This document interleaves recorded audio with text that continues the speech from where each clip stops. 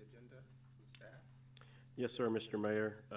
We would like to add two separate items. One being discussion of extending time for nonprofit special event posting, and the other being discussion of a citizen concern about a sidewalk. And then we would also like to remove the discussion regarding park lighting. We are still waiting to hear back from Dina on some specifics.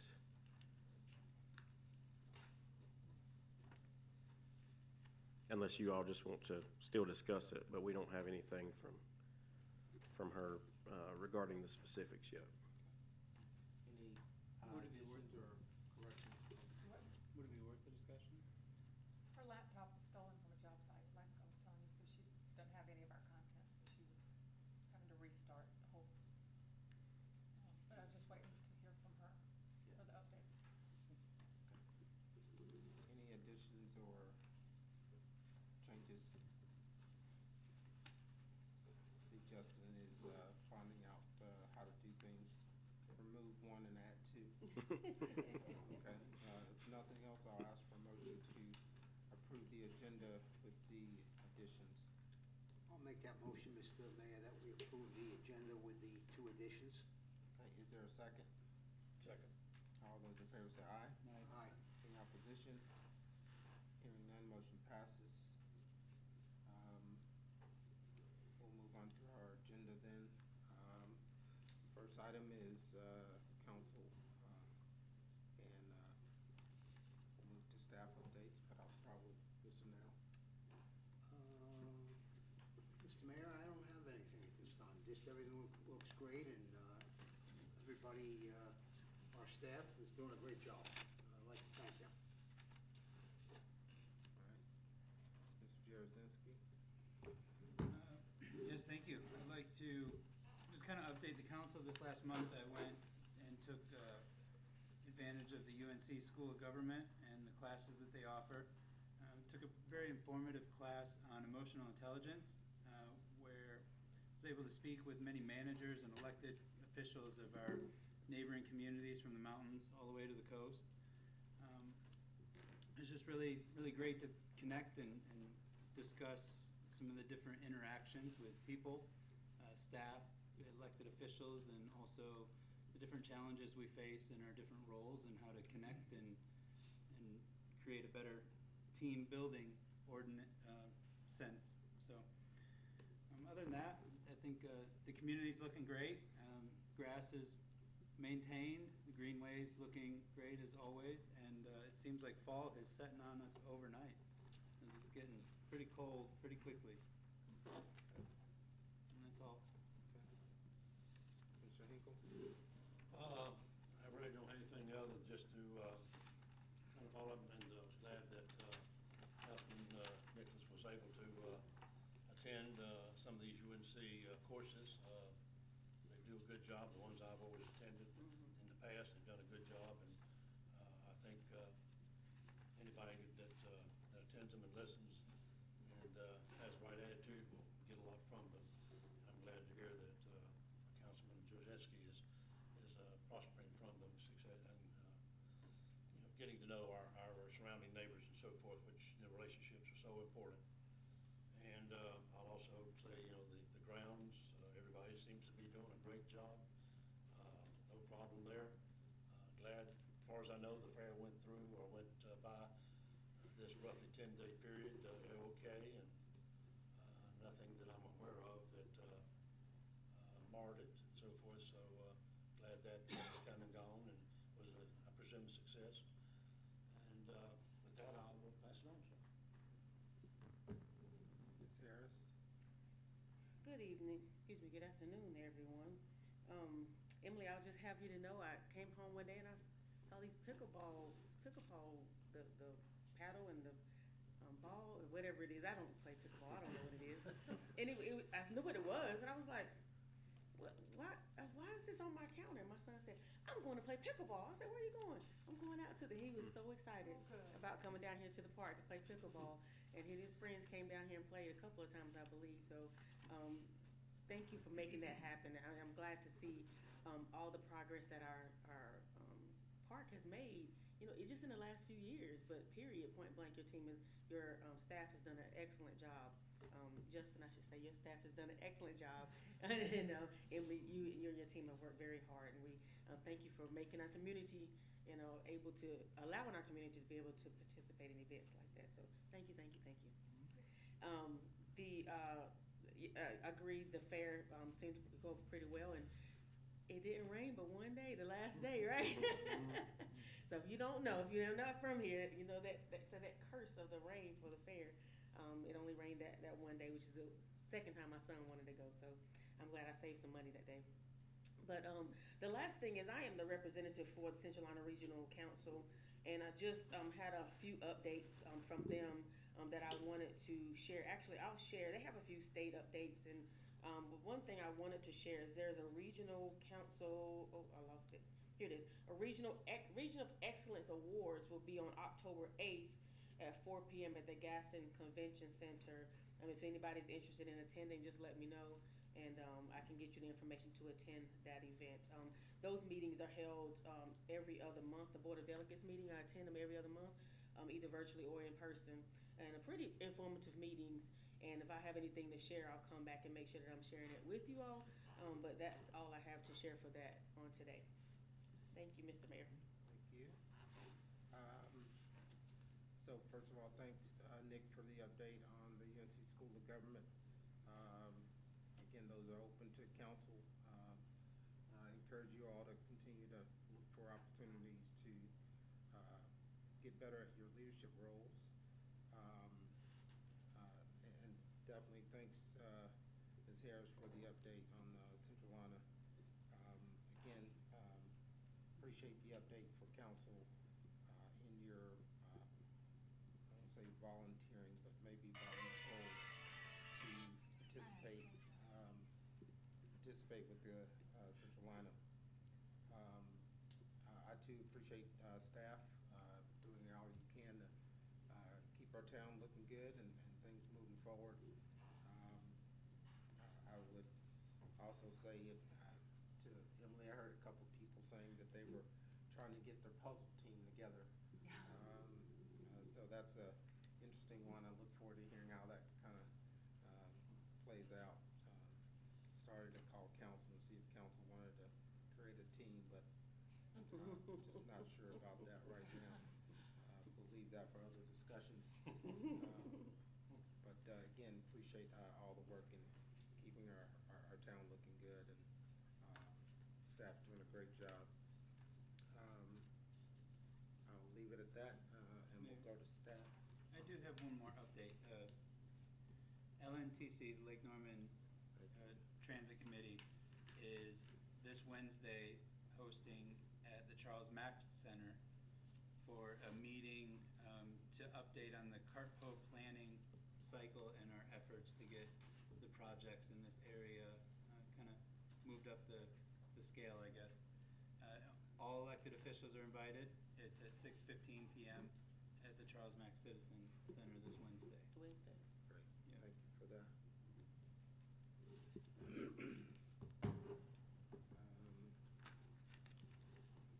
Town manager? Yes, sir. Thank you, Mr. Mayor.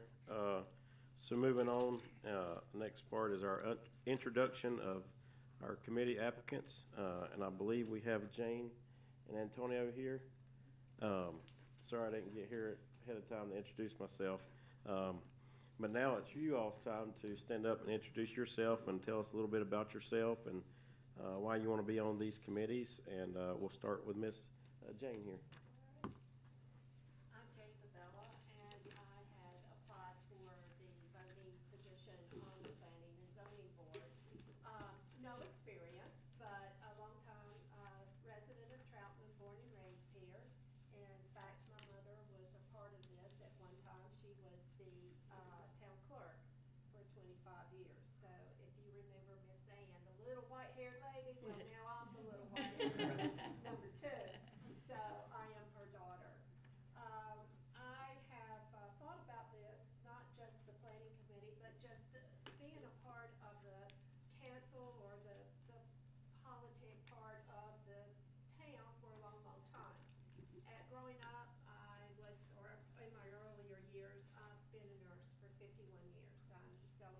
soon be 52. And, you know, I kept giving all sorts of excuses not to be a part of Troutman. Then I became a part of the Association of Operating Room Nurses. And I learned, you know, you learn a lot. You learn a lot by being a part. And most recently, being a part of Exchange Club here in Troutman.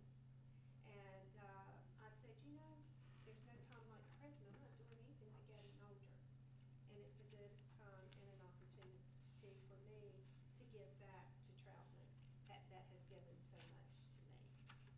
And that's pretty much it. Anything else you need to know? Great. Any questions? I know Ms. Kathy would be happy as well, seeing you involved. Thank you for volunteering and your mom being a great part of this town for so long and a staple for our community. So thank you for raising your hand to volunteer. So we appreciate it. Thank you. Now, Antonio?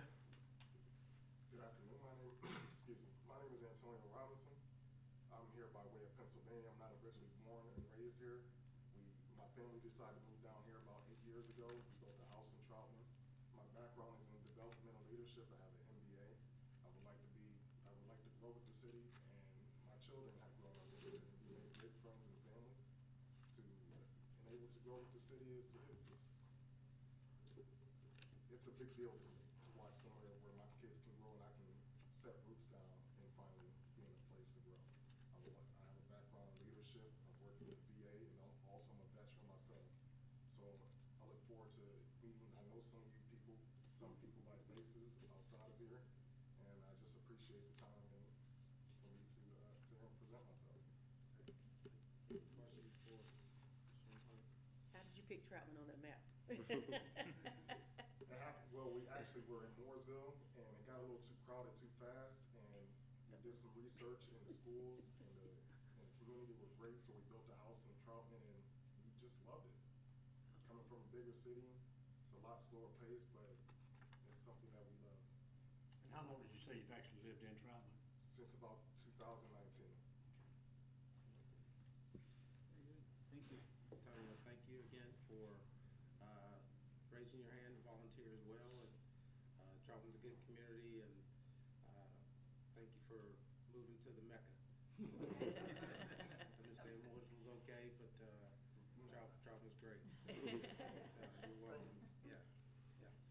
Thank you both. If no other questions on, Did you talk to both of them about pay? yeah, we're doubling pay this year, so And overtime, double overtime. yeah, yeah, yeah. Okay. So double of zero is, you know, Justin's also the finance director, so Yeah. he, you know. If you don't see a check, call him. that's right. That's right. Thank you. Thank you both. Thank you. So next up is, since we removed 4D, is the discussion of a possible moratorium. Our attorney has been working on a draft.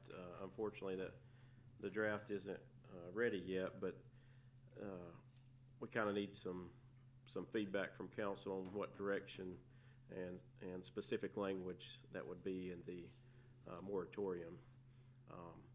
So I just wanted to open it up here for council discussion and see where that leads us. One of the things we talked about was housing and businesses. Is that what we want to talk about now? If we want to include both of them? Yeah, that'd be good time to discuss that. As far and as well as length. What does the framework look like for moratorium? What I mean by that is what process of application does a builder have to have submitted to not be caught up in the moratorium? Right, because it's not gonna be for already submitted or already approved plots, right? Not to my understanding, This unless is just for, You will be advising of possession. I'm sorry, what'd you say, Jason? You will be advising of possession. I would probably say we need to do it in closed session. okay.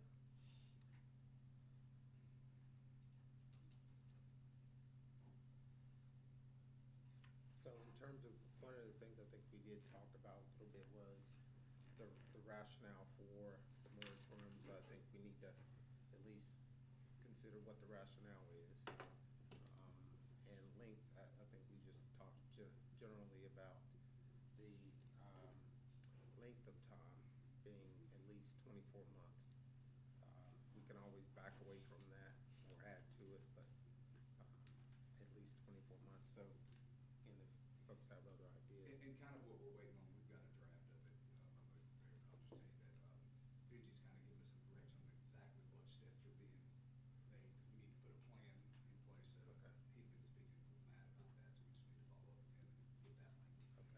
But it's essentially done, though, like that, Okay. and the timeline, which a lot of you probably will. Okay. Mr. Mayor, how would this moratorium affect, say, a single residency that somebody buys an acre of land in Troutman and wants to build a home? Would that be under the moratorium also? Again, I think that's part of our discussion and Okay. coming from Benji, what that language would look like when it comes to not just like single-family home or smaller development. So we need to consider what those two look like. Thank you. You got a small restaurant, for example, again, that rationale, for the most part, is directed toward infrastructure, so what that impact would be on the infrastructure. So I guess, I'm not sure how much of this discussion should be done in open session, but I think it should be pretty transparent. The reason we're even discussing the moratorium is because we don't have any sewer capacity to send any of our waste anywhere else. That's a very pressing issue that we're even considering a potential somebody buying an acre and building a home, because we literally don't have any sewer for any more homes. So I don't know why a moratorium would cover any less than all new proposals. I mean, we can't pick and choose, like, oh, we'll take one home over, you know, a 200 or 300 plot, and that's like cherry picking what we can and can't approve. I think that this kind of just needs to be a blanket moratorium, that until we get our sewer issues fixed, our infrastructure for our sewer, we don't need any more homes at all being built or connecting to sewer. Jason, question.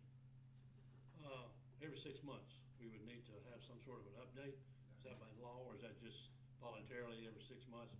I don't think we will if we extend it out long enough. When we talked about doing a 6-month moratorium. No, I'm just saying, well, we give an update, you know, how close are we getting, you know, and achieving, you know, because we've got a list, I understand, specific goals that we've got to meet or work towards, you know, to be able to eliminate that moratorium and go back to open growth, so to speak.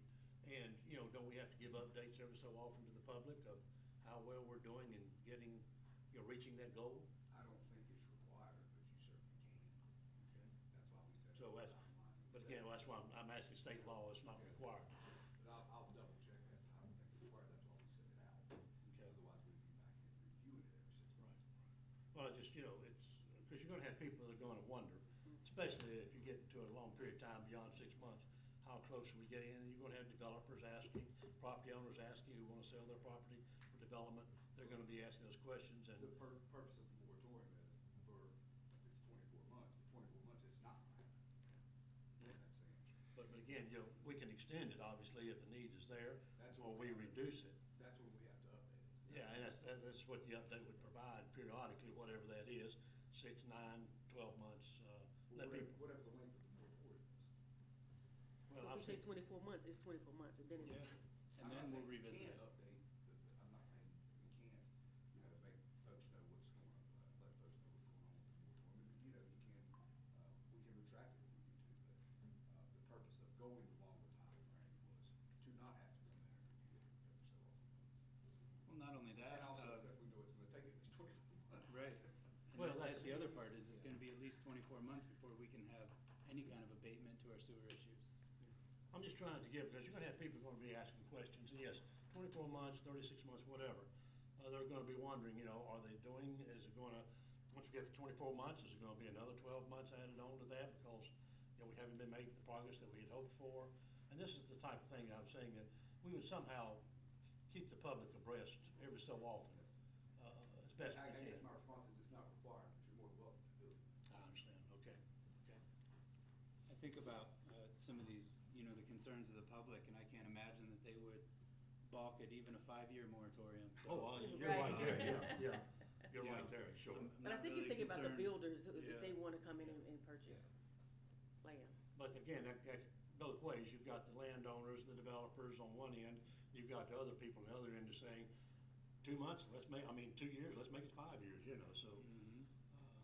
The goal is one's to get it out of the way as quick as possible, extend it as much as possible. And again, I just thought maybe if we kept the public aware, business interest as well as the public, general public, citizenry of Troutman, people at least be, we talk about accountability. Yeah. That'd just be something keeping clarity, accountability out there is the reason I brought it up and all.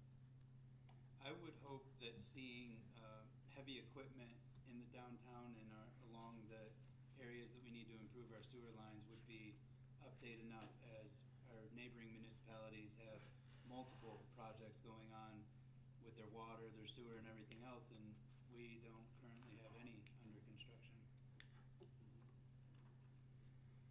Or if we do, I don't know, that would be a question for Austin, but to my knowledge, we don't have any new updates under construction. As far as getting wastewater? Yeah. Anything else you need on that? No, I think we'll discuss the rest and closed. All right. So moving on, Thursday's agenda. So, Oh, you're right, I'm sorry. yeah, I we added apologize. 2 items. What was the Yep. second Sidewalk. one? Yeah. One was the sidewalk. No, I skipped both of the ones I added. I apologize. One had to do with the, Time for nonprofits. nonprofit, yes, Nonprofits and notification.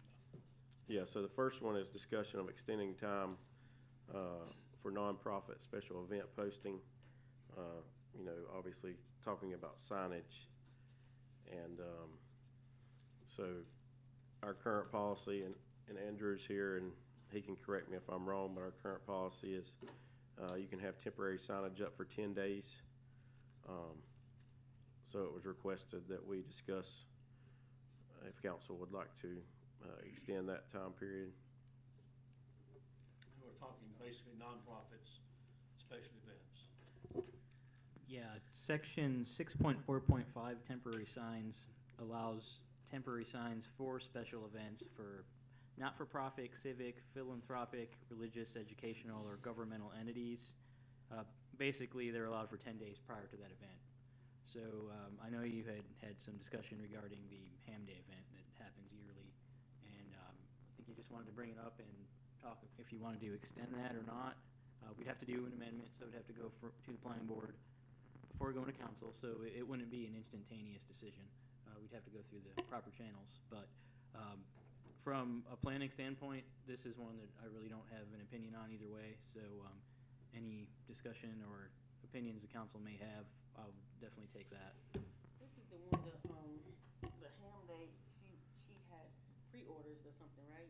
And she wanted to put them out earlier, and she wanted us to approve her to do it earlier, which is not in our, we have the 10-day rule. Yeah, I don't even know. And this is just something that, obviously this year's, as the situation is, what's in UDO now, but we're looking at, next year, year after. And I've been approached and, with some concerns that, could we extend that to 30 days, which in some, people's mind would be reasonable, adequate notice, such as the fair. Would we want to do just 10 days for the fair? Something at the park, just, 10 days, something going on at the park, as far as putting out some sort of signage, whatever the signage is allowed now. And, in discussions with some other people, it sounded reasonable. 30 days before a special event is not outrageous or, to me, an eyesore or onerous to the town to allow that, and that would give plenty of time for people to be notified of an upcoming event they may be interested in, to plan for it, as opposed to 10 days. Sometimes people, 10 days, they've already got things, going. Absolutely, I know I do. And, I'm okay with 30 days. And 30 days, and it's down, it's gone, and again, we're talking nonprofits. We always, I say always, most of the time we give a lot of room and grace to our nonprofits because they're appreciated and they do a lot for the town. And so this is just another way of helping them with their fundraisers. It returns services and goods to our town and helps citizens. And so I thought it was just something reasonable to bring up the rest of us and see if the interest is there to change the UDO in just that one, from 10 days to 30 days for, before the event occurs.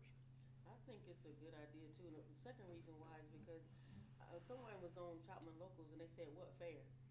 Well, somebody in Troutman said, "What fair?" So they obviously either didn't see signs or signage or whatever. So when you have so many new people coming to the town, it's probably 30 days is probably good so that maybe explore more and see some of the options. So I'm good with it. That's all I gotta say. I'm good. Any other comments? What size signs are we talking about? This doesn't discuss any of that. This is very generic, and the fact that, are we looking at a Camping World 100-foot flag sign?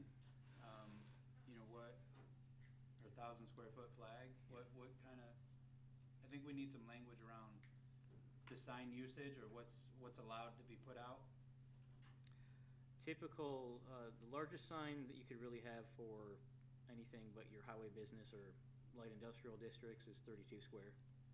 So I don't know if that would be a fair square footage, but I would say we'd start with discussions on. That's a 4x8 banner? 4x8, yeah. Yep. And I'm thinking more of an actual ground sign, if you're gonna put that for your temporary sign, as opposed to a banner. I'm not sure if I've ever seen a banner. Well, maybe, but That's what anyway. I was saying, retail banner. So, Yeah. okay, so that's, 4x8. And that's what I was thinking. Obviously, if it's something is allowed now under the 10-day rule, extending it another, 20 days for the same type of signage, I don't think would be undue. And how many people are gonna, and there's some maybe will do it, but for a 32-foot sign, I can't see somebody, taking the time to put that up for such a relatively short period of time. And, I'm thinking something in the terms of things placed in businesses, banners, things that are not quite of what we're thinking about, that maybe if you had an event that was planned out much longer, somebody may, and it's, of course, money involved, a profit organization may invest in signs that we maybe would see as eyesores, but I would think for something, what we're looking at here around town, and of course, again, if we see someone taking advantage of it, we can always tweak it in the future, but at this point in time, just what we've got allowed for the 10-day period, extending that for another 20 days, I don't think would be an undue burden on the town or its looks. I wouldn't think. Any So- other comment? Well, I'm looking at the code here, and it says 4 off-site signs are allowed in addition to 2 on-premise signs. The off-site signs are to be located at the nearest major intersection to the event with the permission of the private property owner. Temporary signs are permitted only for events, organizations, for up to 10 days. But it doesn't say anything about the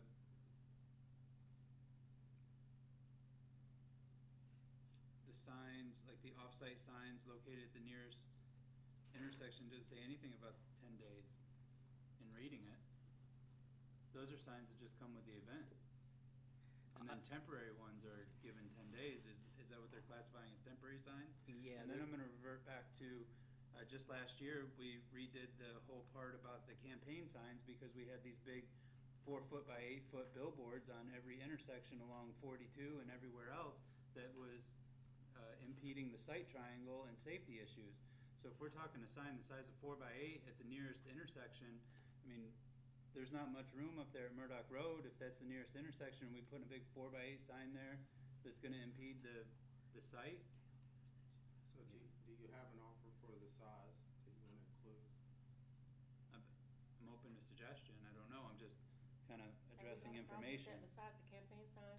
Have we had a problem with our organization's signs? I think that's temporary referring signs? to the 4 town, and the town banner locations that we have.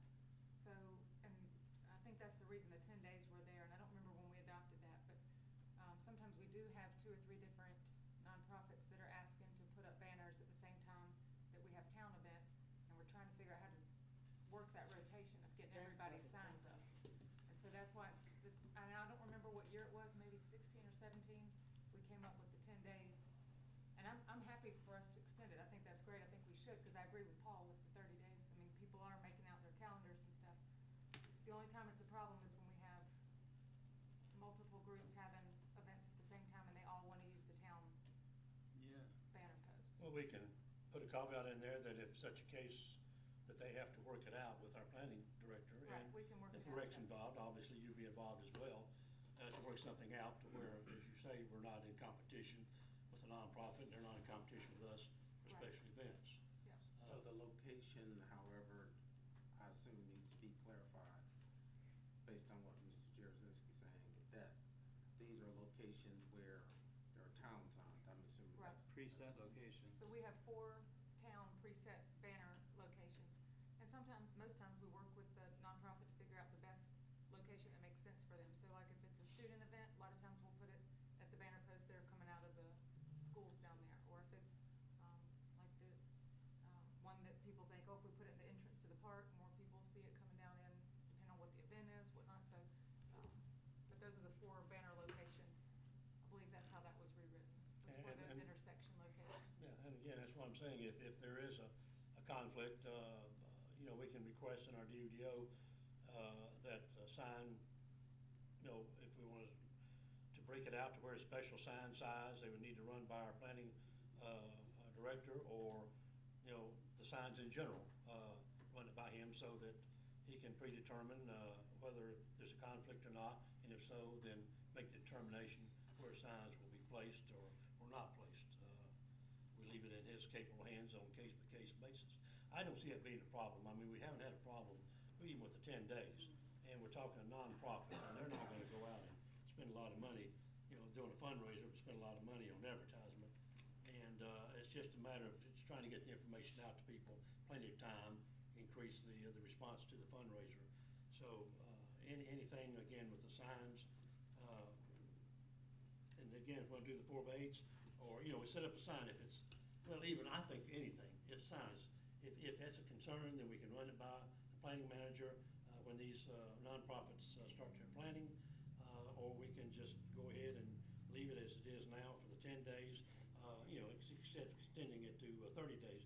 But again, leaving the signs placement and signage, size is where it is now in the UDO. And then if we do have a problem in the future, we can go back and tweak it at that time.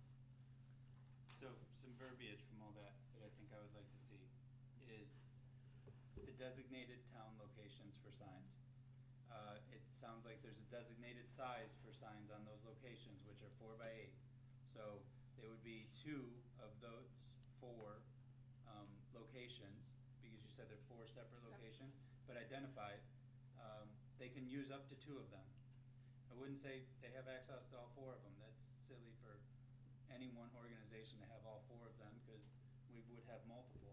Is it normal for an application to be set up for this, that this would be on an application We have it. process where they request it and it's kind of first come, first served?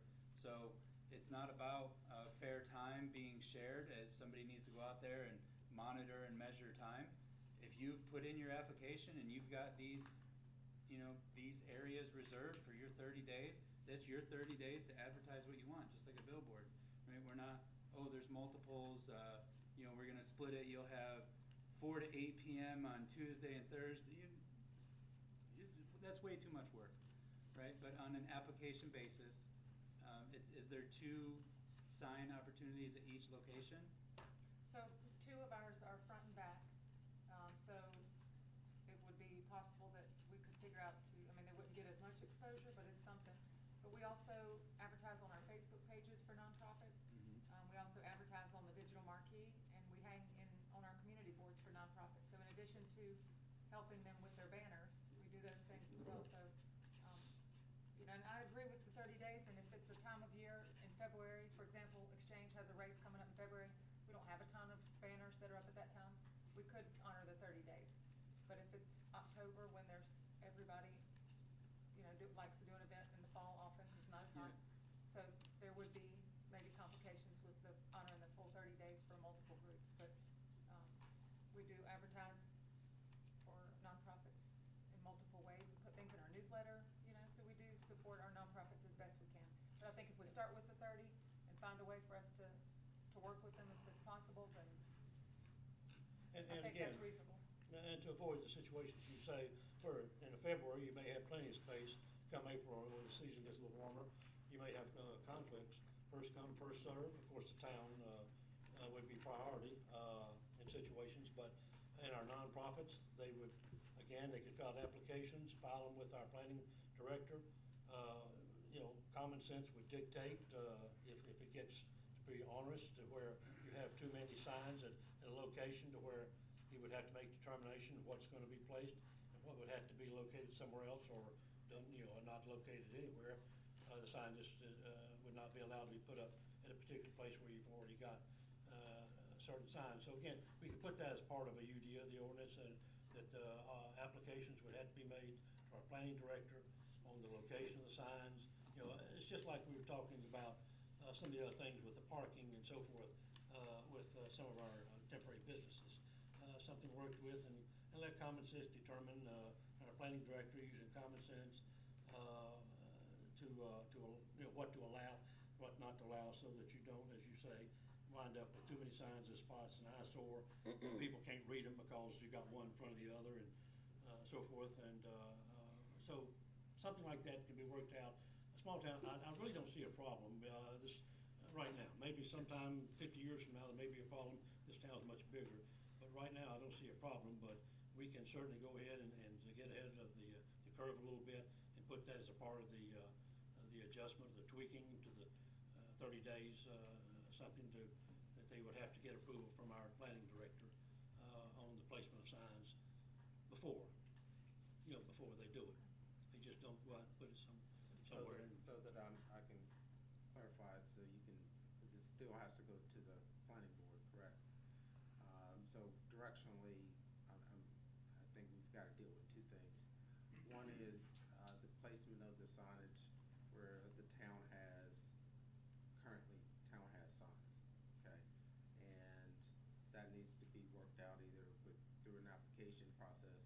Parks and Rec can handle that part of it, I'm assuming. The other piece of that is, I think what Andrew is asking, can they, with the approval of private business owners, also put up signage, some type of signage? Am I correct about that, Andrew? Yeah, I think what I'm thinking here in the discussion is change something along the lines, if we're gonna do the 4x8, to allow one on-premise sign, that's where the event's gonna happen for up to 30 days prior to the event. And then we can tweak the language saying, and 2 off-premise signs at the designated locations of the town of Troutman that Emily was speaking of for 30 days as well. That's kind of how I think would be the easiest for us to enforce. Okay, and that would depend on approval from the town? That's right. Yeah, based on what signs they would have. Explain the on-premise one. What if, Explain that. what if they have multiple site locations where the event will be occurring? Yeah, because like the ham biscuits, it can be at Three, two 2 or different, 3 spots. yeah, intersections. I mean, just a sign along the entire greenway then. Connect So, them both. again, I think what I'm hearing from We that don't allow perspective. signs on the greenway. Yeah, so again, I think what you're hearing is, if they wanna put up signage, that would go on the town sign Mhm. prior to the event. They could put up, I don't know, again, size-wise, smaller signs at either the day of the event or what have you, but those could be much smaller. Is that kind of what you're thinking? I mean, they could still put up, I guess, a 4x8, but, I mean, that tends to be, you know, stretching it a bit in what I'm hearing. Yeah, I think the 4x8 on the town locations is Yeah. probably a good idea. Yeah. I think the on-premise, if we're gonna let them keep it there for 30 days, we might wanna consider maybe, 3x5. yeah, or I was thinking 3x3 or something. If I could, because Debbie does a lot of signs for one of our local nonprofits. Debbie, what size do we typically get? Well, Recovery does 4x8s. I think the Brewton is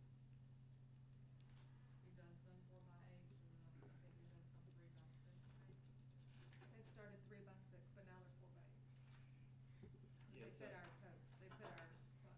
Yeah, I mean, you want 4x8 for your spots. Yeah, exactly, definitely. right. But like I guess in-ground, like the political signs, those are smaller than 4x8. 18 by The 24. political signs Yeah. are like real So estate if we don't signs. get Right, that's what I'm thinking. Yeah, but the organizations usually do banners. Right, those are the Because larger those little ones. signs Yeah. there's no information on them and they're hard to see. Again, we're thinking the day of the event. If you've got it multiple places, I think that's what Justin's asking. I don't know if you want 4x8. Right. So on-premise signs, up to 30 days before would be limited to 3x5 max, I think that's fine. okay? I don't know what those signs shop make 3x5. Is it 3x5 or 3x6? What do you? We could probably do a 4x4, it might be a more standard size. Yeah, yeah. Or is it a square footage? So 16 square foot if it's 4x4? I'll do square footage, you know. And then if they want to do a 2x8, All right, Mr. Now. Yeah, I don't have a problem with the 30-day, extending it to 30 days. Just my only sentiment would be the town overrides any nonprofits. Yeah. If we gotta advertise something for our own town, we're the number one priority.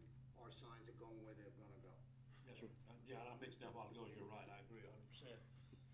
But as far as the size, if, you know, again, just trying to get the information out there. So if a 3x5 sign would serve and be less concerning, I'm fine with that. Again, I'm just trying to get the word out so in a length of time. I go with the 3x5 because that's the standard size of a flag. It is also a pretty standard size for banners as well. All right, so directionally, Andrew. I think I'm good. And I do want to say that we will keep the language in here about the on-premise sign. You have to have permission from the owner. So, as Emily's concern was, do we want a sign in the park for 30 days? As the owner of the park, we can nix Well, that. that'd be up between the owner and the nonprofit. That's right. Any other directions for Andrew on this? Okay. You'd mentioned Parks and Rec would handle it. Is Parks and Rec who handles these permits, or would that just be go to the person that handles these applications and permits? I think the application would start with us, but we would get with Parks and Rec regarding the locations in town that we have, because they're the ones that are on top of Yeah. putting those banners up. Not like necessary verbiage for it, but whoever handles Yeah. the scheduling of the signs Yeah, currently. we handle that. Currently is Parks and Rec, yeah. Yep. Okay. All right, next item, sidewalk. Discussion of a citizen concern about a sidewalk along a portion of Autumn Leaf Road. So I believe all of council had maybe received the email on the specific request, but I spoke with Andrew about it, and I don't know where you all want to go with this, but Andrew's the subject matter expert, so I'm going to defer to him on the specifics. But I believe we have some projects in the works, but I'm not sure it applies to this part. Is that correct, Andrew? Yeah, I don't mind discussing. So, as far as any kind of infrastructure for pedestrian ways on Autumn Leaf Road, the only thing we have is a 10-foot multi-use path on that Autumn Leaf Townhomes project, which is in the corner of Perth and Autumn Leaf Road. The Calvin Creek development, whenever that was approved, for some reason they did not require them to put sidewalk along the Autumn Leaf frontage. And on the northern side of Autumn Leaf Road, that's the only other portion of Autumn Leaf Road that's actually in the town limits. So the rest of the entirety of Autumn Leaf Road, besides that, Autumn Leaf Townhomes and Calvin Creek are outside of the town limits. And you know, you've got avenues to get grants, whatnot. However, typically getting grants for this would probably be a multi-million-dollar sidewalk project if you're looking at the whole entire length of Autumn Leaf Road. You're typically not really competitive unless you put at least a 50% match on it. Two, you're serving an underserved community, or the sidewalk is leading to a destination such as a school, a hospital, or something. And with the case of Autumn Leaf, I don't think it meets any of those conditions. So I'm not sure if a grant would be a wise way to go if we're looking to get a sidewalk on Autumn Leaf. but I just wanted to kind of fill in that information for discussional purposes. What side of Autumn Leaf is this? This is the, This would be, so at 21 Perth south. Road, just the north side of Autumn Leaf. Yeah. Basically extending from 21 down to Perth Road. that's where the email concern was for? Miss Bates lives closer to the Perth Road side. Okay. Yeah. You got that email, didn't you? I did, I just Okay. wanted, I Okay. mean, the public Yeah. didn't get the email, so I Right. wanna have the details of it kind of shared here a little bit. Yeah, I just wanna make sure the council, everybody that got in the council, they, everybody, at least on the council, is up to speed of why this, it's just being brought up for discussion. It's not something, I mean, obviously, there's a lot of money involved, even, if we, and, Ms. Bates, I have not talked with her personally, just remotely, so I'm not quite sure, but it looks like to me, knowing where she lives, I presume she still lives there, that she's talking, the first little bit there from, where, Perth Road and, Autumn Leaf intersect, and down so far, I don't know if she's talking a quarter mile or what, or third of a mile, I don't know, but, it's just something that I was putting out there for a discussion. She's saying she had sounded to me like a legitimate concern for those people out there. They went in a relatively short time from a country type setting to almost urban, especially when it comes to traffic. And, they deserve some sort of consideration for safety when they're out walking and so forth. So I just thought we'd put this out for discussion, put it in a planning phase to where perhaps by next year's planning session, budget session, it can be discussed and maybe some funds put back. I realize it's not something that's going to happen overnight, but again, the first step of a journey, starts with a baby step. This is what I'm looking at, is at least get the ball rolling on it, a baby step, if you will, to discuss it and do something so these folks out there can have a safe place to walk as opposed to the corner of a busy highway or road. Andrew, is this residence within the county or is it town limits? So, basically, besides the Autumn Leaf Townhome development and the Calvin Creek development, Right. the rest of Autumn Leaf Road is in It's the county. ETJ. So, Right, yeah, and that's all I'm talking about, is just inside city, nothing in the county is the True, county. but, I mean, if we're gonna build the pool, it should be within our town limits, not county limits. I understand, yeah, exactly, yes, yes. And this residence should be going to the county to see if she can get sidewalks. Well, again, I'm looking at just what Ms. Bates was referring to was just what's in town, which is, you're talking Calvin Creek and the townhomes and so forth. And I'm thinking along about where she lives in that area. And, the north part of Autumn Creek, she can get out to Perth Road and her neighbors can walk up and down, that section that's just inside town. No, I would never propose to do that on county property, county jurisdiction. But just, what would be under town jurisdiction. Things that, as a result of our development out there, our allowing development out there, that have created a little bit of a walking safety hazard for these people, that we could maybe address a little bit at a time in the future. Sounds like it's something that we need to consider during our retreat, our planning session. And I think usually we go through, look at roads that we need to upgrade, streets and sidewalks. So I would just offer, if council's okay with that, that we put it on our planning retreat conversation. Add that as a potential, because we've got other sidewalks that we're also looking at. And we just need to prioritize, some of that as we look at our Right.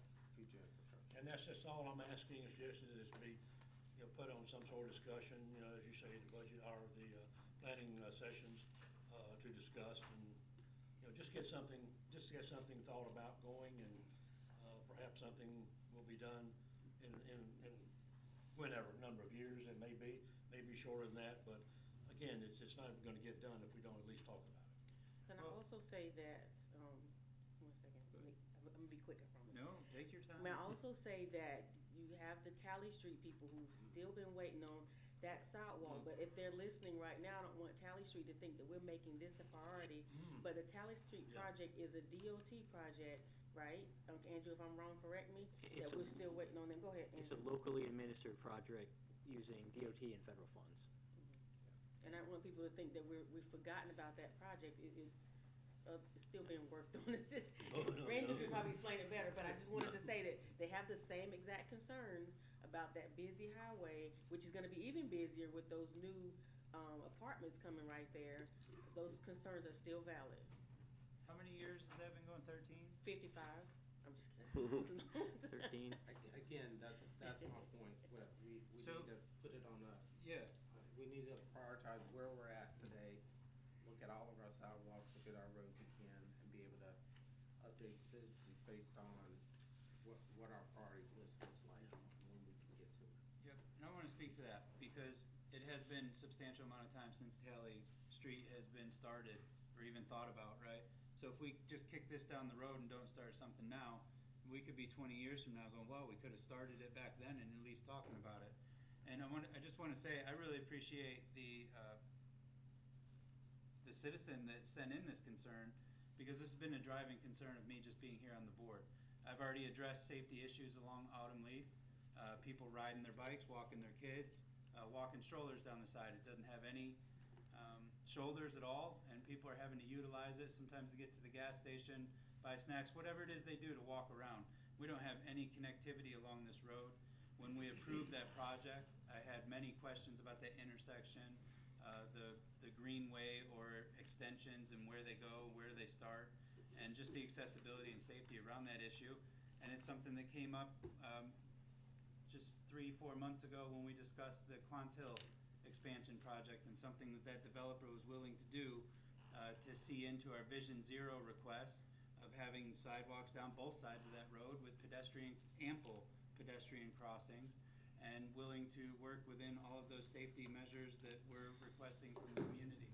So that's one thing, different, changing as we approve new communities into our areas or annex those properties in, is we are putting more safety precautions in place and requesting more from the builders as best as we can without it being, impact fees, but safety of our community.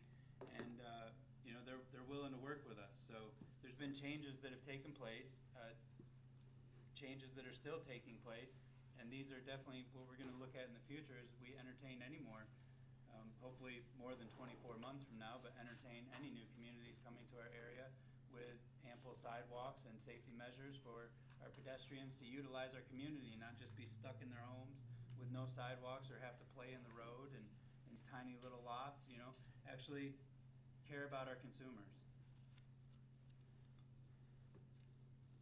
Any other comments, questions? No, I'll just reiterate that the Autumn Leaf Townhome development, they will have a 10-foot multi-use path segment along their frontage of Autumn Leaf. Yep. We know that we're at least 24 months away from seeing groundbreaking on that project, but that is part of the plan. And a lot of people utilize the various phases of Falls Cove for walking as well, all of which have sidewalks as well, so. But, I'm sure at some point it'll all connect.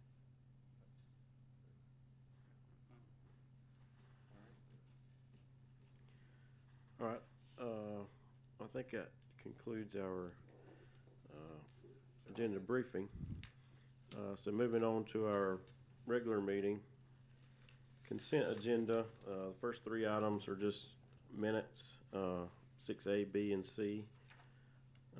6D is approval of the Town of Troutman schedule of fees. So those were included in your packet. That is our water and sewer availability fees increasing. That was the Water Sewer Committee's recommendation that we do. Are there any questions on that? All right, moving on, 6E, consider annexation, property owner Donna Smith Chase. That was also included in your packet, and Andrew is here. Bless you. If anybody has any questions on that one. Moving along, 6F, approval of DRB case, facade approval for Norman Creek amenity. Those pictures were included. Any questions? I've got a little question or concern, shall I say, one we've already just covered, 6E. Property owner Donna Smith, we're talking about roughly 20 acres there. Talking highway business. We're talking, obviously potential moratorium. Anyway, how's that property gonna, any idea how the property's gonna be used? Any idea from Andrew, anybody? Yeah. Yeah, so this is setting up the public hearing for the annexation. So the annexation and zoning request will come to you in October. They are requesting highway business. They're requesting a straight highway business, so you have to consider all the uses in the UDO that are listed under highway business. We've had discussions with the developer about a potential use, but I'd like to say, until I see something come across my desk that's an engineer plan, it's all speculation. So you'll have to consider all HB uses at this time. I just, I'd like these people to know, eyes wide open, we can bring this in, they start paying property taxes on it, and it may be a while before they can do anything with it from the standpoint of utilities, Sure. I mean, I just, Sure. no surprises, people, on both sides. Yep. Okay. Any questions on 6F? All right, item 7A, B, C, and D, we have employee, oh, sorry, Eddie, I thought you had a question. Recognition of Employee of the Month. Then we have a recognition of the Troutman Police Department. Then we have a presentation of Iredell County Library's 2026 through 2030 strategic plan. And then we have a proclamation proclaiming September 2025 as Library Card Sign-Up Month. Any questions on any of those items? All right, under new business, consider approval of engineering contracts for new water projects. Those were the items that were removed from August consent agenda to discuss reallocating some of these water funds, these earmarked water funds, because of our pressing sewer situation. And Benji included a letter explaining that in y'all's packet. So if y'all have any questions on that.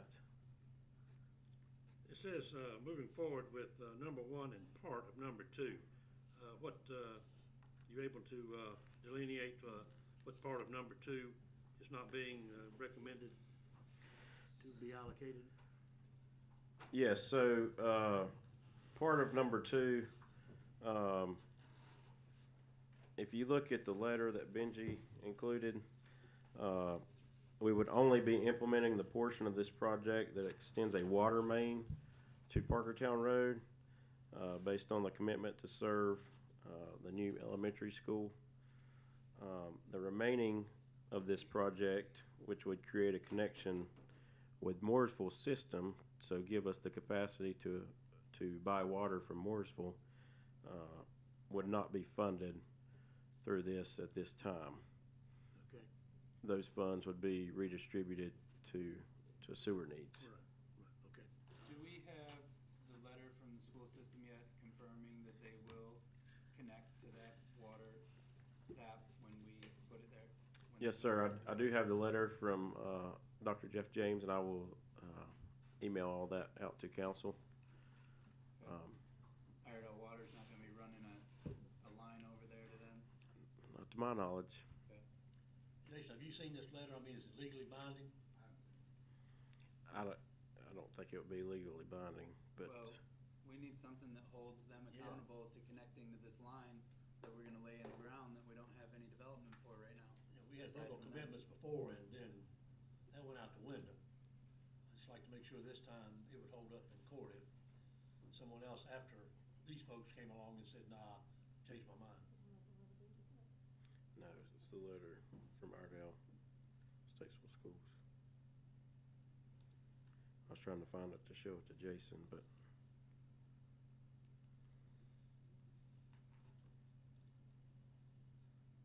And before Thursday, I think that we would need to see that letter and know that it's legal viability before voting on anything to fund a project. We have more pressing issues.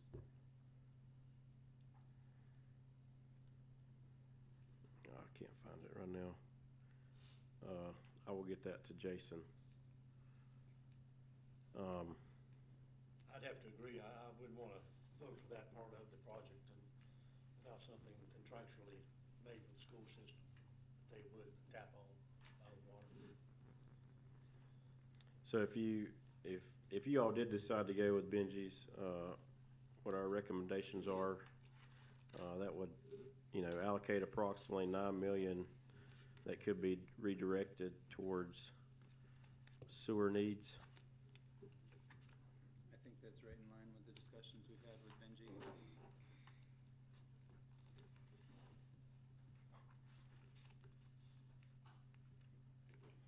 And Austin is here as well if there are any specifics.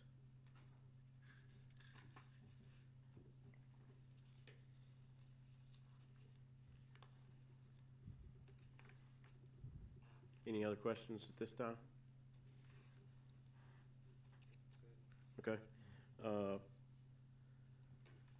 Next item is consider financing for property acquisition. So in order to proceed with applying for debt through the LGC, I need council to approve a resolution authorizing an approval of a finance agreement with us and the LGC. And we are waiting on proposals from banks to gather all that data, so we may need to have a special meeting later this month to finalize those details, but that's where we are at this time with that. Any questions on that topic? All right, next item is rezoning Iredell County Fairgrounds. Request to rezone 24.906 acres from heavy industrial to light industrial. And Andrew is here if anybody has any specific questions. I got a question on that. How would it affect the county if they sold the property, getting rezoned to the light industrial? Zoning goes with the property and not the owner. So if they were to sell the property, it would be zoned light industrial, and light industrial uses would be permitted.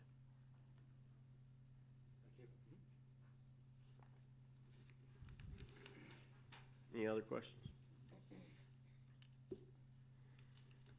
All right, next item D, rezoning 25-04 Peter Shannon. A request to rezone .99 acres located at 334 South Main Street from suburban residential to local commercial. Anybody got any questions? What is he planning on that property? You know, Andrew? Again, this is one of those straight rezonings where we have to consider all uses, but intention is basically they own this flower shop right over here across the street.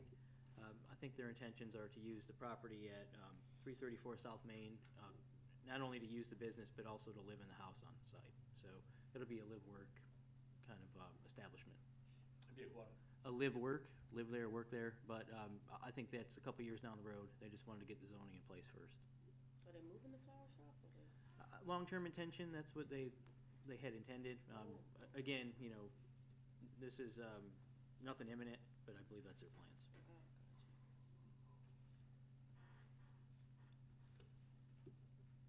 All right, moving on. Then we have consider appointments to our BOA, and then Planning and Zoning Board, and then Design Review Board. So you met Antonio and Jane earlier this afternoon, and of course I think everybody knows who Sally is. So if there are any questions on those. And then our last item is consider approval of Shin Farms Regional Pump Station Reimbursement Agreement. We approved the LOI last month, so this is just finalizing the reimbursement contract with them. And unfortunately, it's still being passed between attorneys as well as Benji, as well as our staff, just to make sure we have all the language covering our bases. I told them we need it by Thursday, so I'll get it to you all as soon as I have it in my hands, the final draft. Since we last spoke, I have a Good deal. So Jason, if you couldn't hear him, he said he's got a call with them tomorrow with the attorney tomorrow afternoon. So hopefully we'll have it at least by Wednesday morning.